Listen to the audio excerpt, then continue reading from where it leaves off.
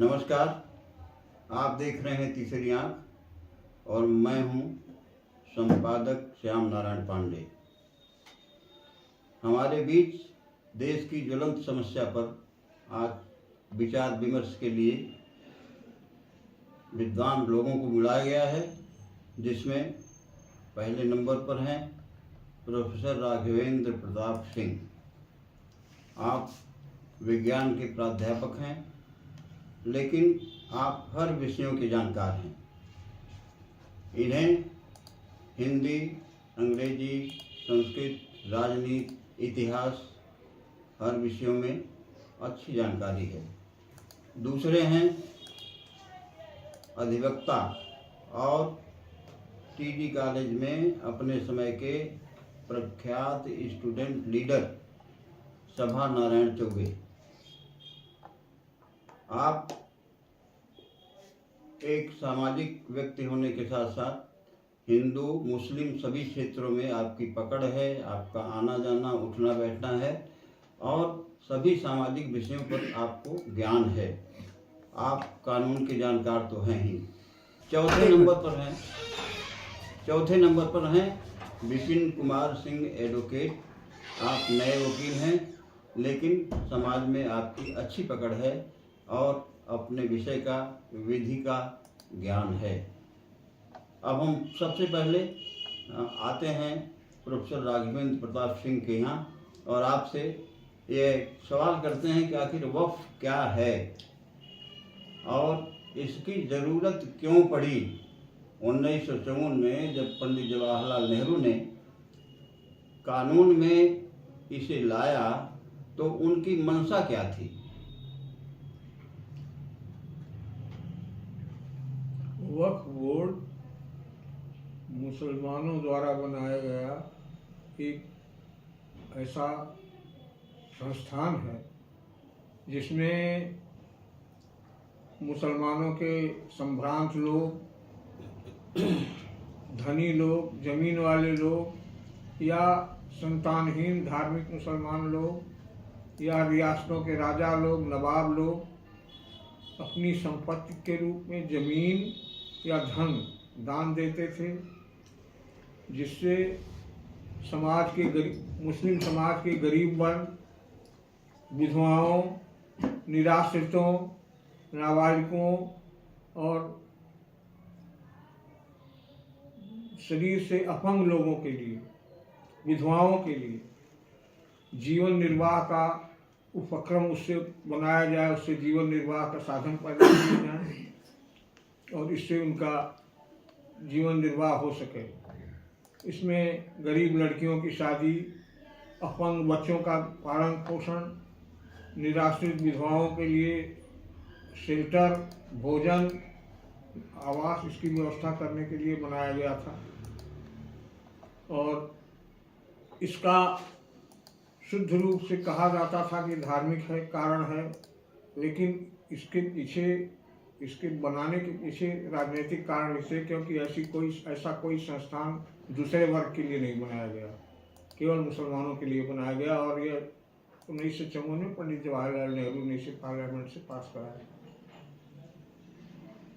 अब हम सभा नारायण चौबे जी से जानना चाहते हैं कि आखिर राजनेता इसके लिए क्यों परेशान हुए, राजनीतिकरण कब हुआ और किस लिए हुआ वक्फ का? दरअसल पंडित जवाहरलाल नेहरू ने वर्ष 1954 में जब पार्लियामेंट से पास कराया इन्होंने, तो वहीं से राजनीति शुरू हो जाती है। हमको स्मरण है, हम लोग जब छोटे थे तो कांग्रेस के लिए मुसलमान का वोट 100% माना जाता था, आज चाहे जो स्थितियाँ हों। और अगर गरीबी दूर करने के लिए यह किया गया था, तो मैं चैलेंज के साथ कहता हूं कि गरीब, निरीह, असहाय ऐसे लोगों को इसका लाभ न के बराबर मिला है। मिला होगा भी तो न के बराबर मिला है। अपितु इसके विपरीत जो बड़े बड़े लोग, जो संभ्रांत लोग थे और जो पैठ बनाए हुए थे राजनीति में ऊंचे दर्जे में, इन लोगों ने इसका लाभ लिया। इसके तमाम उदाहरण हैं। अभी कल ही मैं न्यूज नेशन मैं जब टीवी देख रहा था तो हमको ज्ञात हुआ कि 10,000 से ज़्यादा मुसलमान गरीब निरीह जो वक्फ बोर्ड के खिलाफ उन्होंने परिवाद दाखिल किया है और कई वर्षों से परिवाद चल रहा है, निस्तारण नहीं हो रहा है और उनका शोषण हो रहा है। और रही बात गरीबी उन्मूलन के लिए जो उठाया गया कदम है, तो मैं इसको इसलिए नहीं मानता कि गरीब तो हिंदू भी हैं, मुसलमान भी हैं, तमाम सारे लोग गरीब हैं, तो उनके लिए व्यवस्था होती है। यद्यपि मैं उस विचारधारा का व्यक्ति हूँ कि मेरे लिए हिंदू मुसलमान मेरे अपने दृष्टिकोण में भाई भाई हैं, और मेरी जो कल्पना है कि वो कमबख्त जी एक कवि हमारे थे स्वर्गीय, उन्होंने लिखा है जिससे हमारी उनकी दोस्ती हो गई थी 2 लाइन पंक्तियों से, हमें चाहिए ऐसा हिंदुस्तान, हमें चाहिए ऐसा हिंदुस्तान, मुल्ला जी पोथी पढ़ें और पंडित करें अजान, हमें चाहिए ऐसा हिंदुस्तान। तो मेरे हिसाब से जो आज तक शोषण हुआ है तमाम लोगों के द्वारा और गरीबों को इसका लाभ नहीं मिला है, अगर हमारी सरकार ने एक फैसला लिया है संशोधन का, जब कई बार संशोधन हुए हैं, तो अगर संशोधन किया जा रहा है तो निश्चित रूप से ये मुसलमानों के भी हित में है और राष्ट्र के हित में है और यह संशोधन होना चाहिए। इसी के साथ मैं अपनी वाणी को विराम देता हूँ। विपिन कुमार जी से मैं यह चाहता हूँ कि आप ये बताएं कि आखिर सरकार की मंशा क्या है, सरकार क्यों इतना कटिबद्ध है कि यह परिवर्तन कानून में होना ही चाहिए। इसका रूप जो है यह खराब है, कानून में अच्छी व्यवस्था वक्फ के लिए नहीं है, या और कुछ राजनीति तो नहीं है।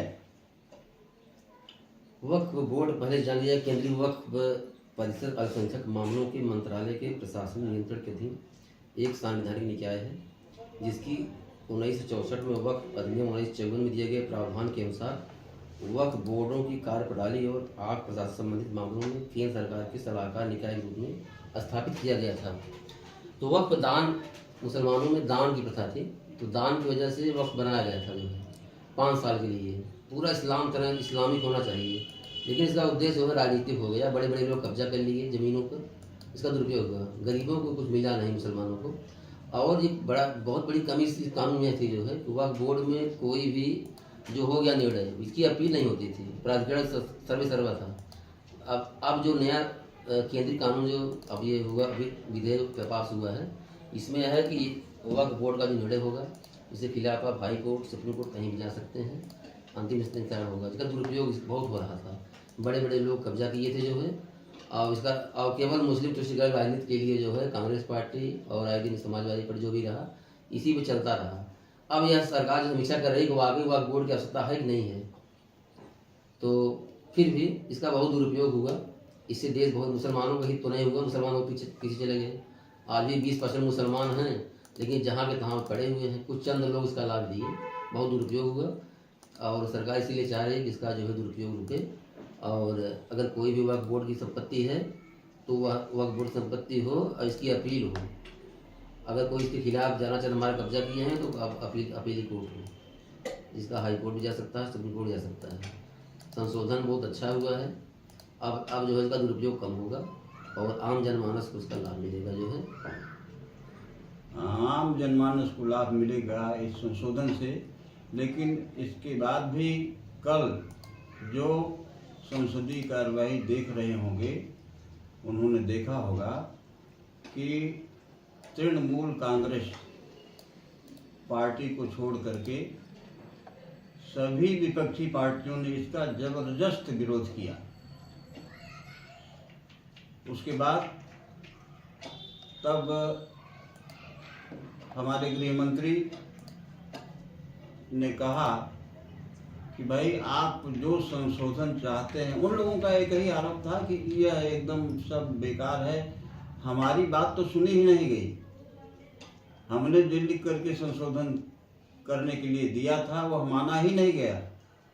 तब उन्होंने एक पंक्ति में कहा कि आप अब से दे दीजिए, सरकार मानेगी, उसको उसमें जोड़ेगी, तब जाकर के शांत हुई। क्या वस्तुतः वह सब कोई संशोधन कराना चाहते हैं या केवल हल्ला करके इस कानून को न बनने देने का प्रयास करना चाहते हैं? प्रोफेसर राघवेंद्र प्रताप सिंह जी। देखिए, वास्तविकता यह है कि वक्फ बोर्ड की 70% से ज़्यादा जो प्राइम इम्पोर्टेंस की ज़मीन है वो बड़े लोगों के हाथ में, कुछ खास कांग्रेस के, सपा के मुसलमान नेताओं के हाथ में है। वे लोग उससे करोड़ों रुपए की आमदनी कमा रहे हैं और राजा की तरह रह रहे हैं। उनकी बिल्कुल यह इच्छा नहीं है कि हमारे हाथ से इस संपत्ति को जाए। इसका सबसे ज़्यादा प्रबल विरोध करने वाले हैदराबाद के सांसद ओवैसी साहब हैं, जिनके कब्जे में कथित रूप से 300 करोड़ की वक्फ बोर्ड की संपत्ति है। अगर वक्फ बोर्ड का यह संशोधन लागू हो जाएगा तो उनकी 300 करोड़ की संपत्ति निकल जाएगी, जिस पर वो काबिज है। इसी तरह से लखनऊ में है, जो महत्वपूर्ण बिल्डिंग्स हैं, हजरतगंज जैसे महंगे स्थान की बिल्डिंग्स जो हैं, उस पर मुसलमान लोग, नेता लोग, बड़े लोग काबिज हैं। अगर वक्फ बोर्ड का यह संशोधन पास हो जाएगा तो उनके हाथ से सारी संपत्ति निकल जाएगी। और इसके लिए वास्तविकता लोगों को न बता करके केवल एक चीज़ बता रहे हैं कि इस बिल के पास हो जाने पर इस्लाम खतरे में हो जाएगा, इनके मदरसे ले लिए जाएंगे, इनके वक्फ बोर्ड के नाम पर जो कब्रिस्तान है वो ले लिए जाएंगे, इनकी मस्जिदें ले ली जाएंगी। यह सब घोर दुष्प्रचार है, जिसका मुसलमान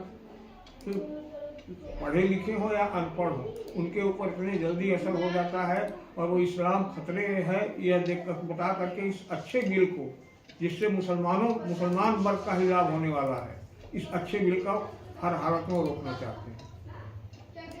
मुसलमानों की उनका हित हो, उनकी मदद हो सके, यही सामने रख करके सरकार इस बिल को लाना चाहती है।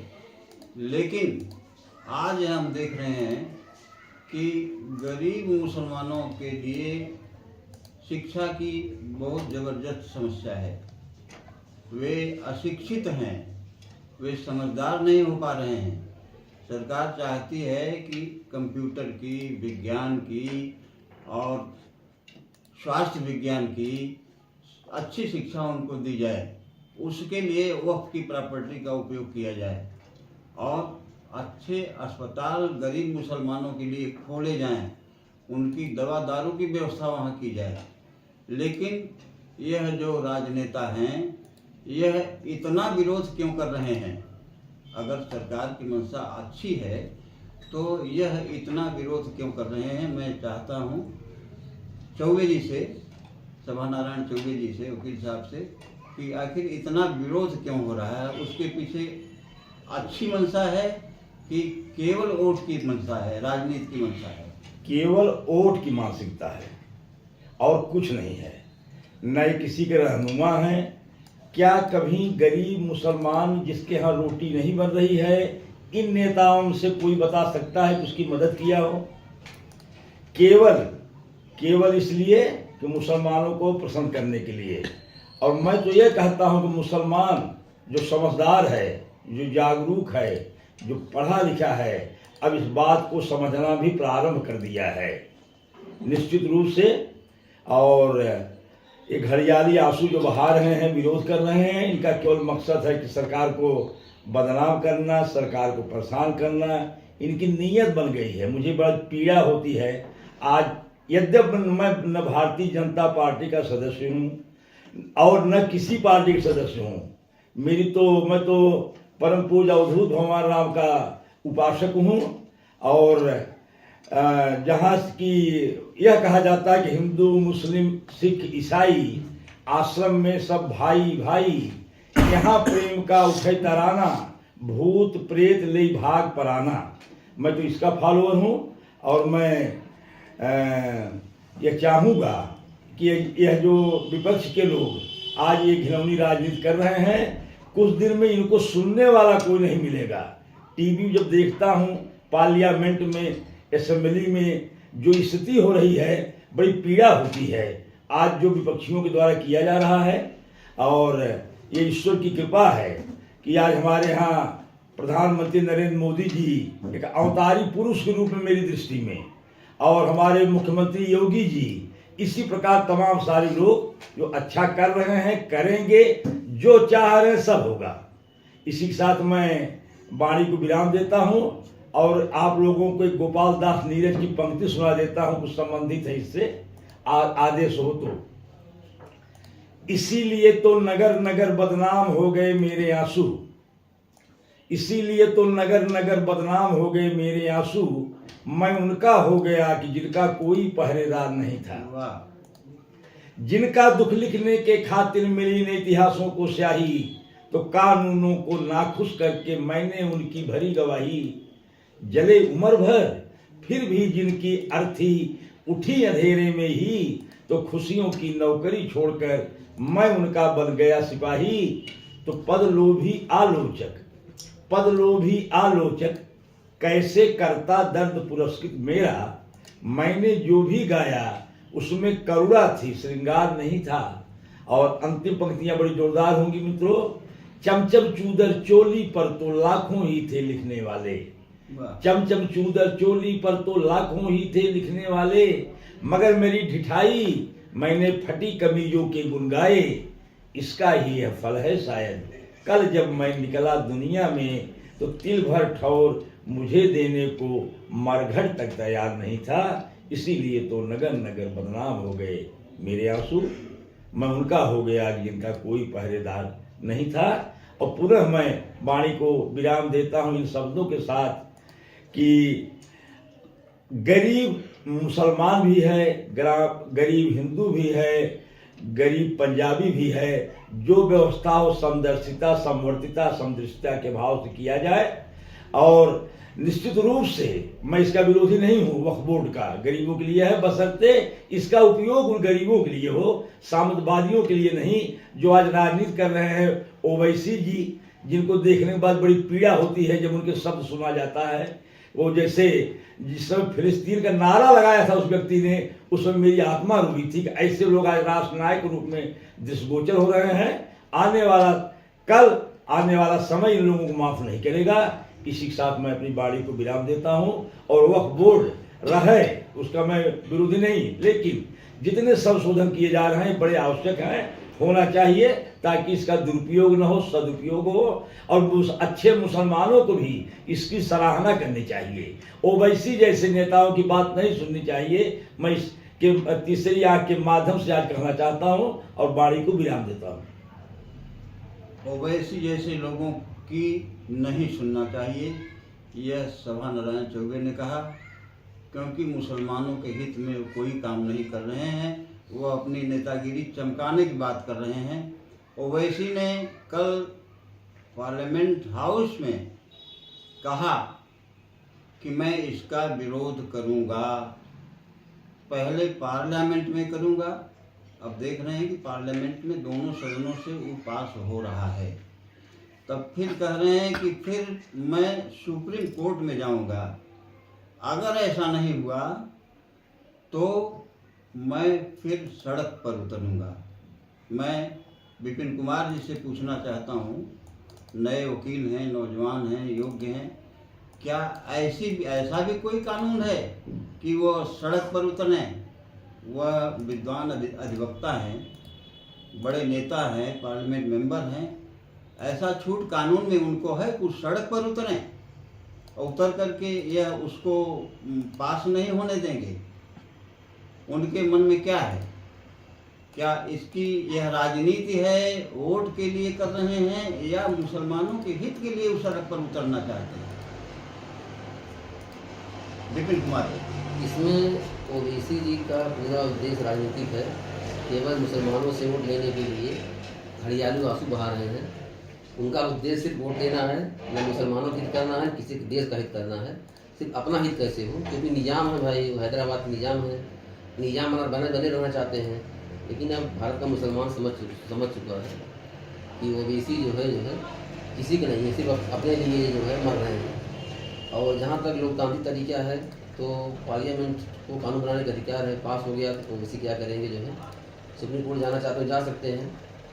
और सड़क उतर सकते हैं लोग। हमारे यहाँ लोकतंत्र की मर्यादा है, लोग अपनी बात कहते हैं, सड़क उतर कर भी कहते हैं, कर सकते हैं, करेंगे जो है, लेकिन वो है कि उसका जो है उसकी परमिशन लेना पड़ता है सरकार से।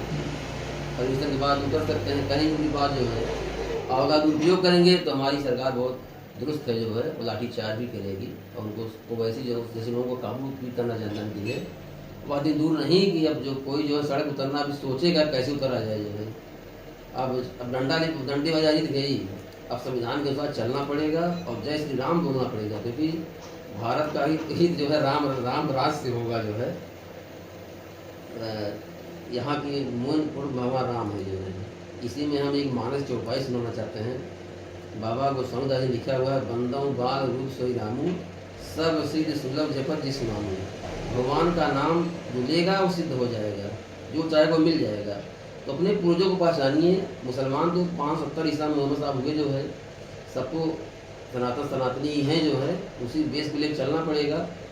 अभी देखिए इतना बड़ा माघ मेला हुआ प्रयागराज के अंदर जो है, लिखा है गोस्वामी जी ने, को कई सकें प्रयाग प्रभाव कलुष कुंजन में कराऊँ, तीरथ वर नमित विख्याता अपुनि साधक से जाता, पहुँचे जाए धेन मत तीरा हर्ष नारे दिन। तो ऐसी हमारी संस्कृति है भारत की जो है। भारत माता की जय बोलिए, राष्ट्रगान का सम्मान करिए, राष्ट्र का सम्मान करिए। अब ऐसा विशेष ग्रुप लोग नहीं पसंद आता जो है, तो भारत में रहना है तो भगवान राम का गुणगान करना पड़ेगा, संविधान का मूल समझना पड़ेगा। संविधान के मूल भगवान की फोटो है, सबका है जो है। इस्लामीकरण थोड़ा यहाँ हो पाएगा। और उस समय बड़ी गलती हो गई जब धर्म के आधार पर बंटवारा हुआ कि भाई हम लोग दो पंथ के मानने वाले हैं, दो धर्म है, एक धर्म एक पंथ है, तो रास्ते अलग थे। तो आज़ाद हो गया तो भाई जो मुसलमान थे उनको पाकिस्तान रहेंगे, हिंदू जो है भारत में रहेगा। तो लेकिन तुष्टिकरण राजनीति चक्कर जो है उस समय गलत हो गया जो है, मुसलमान यहाँ कुछ रुक गए।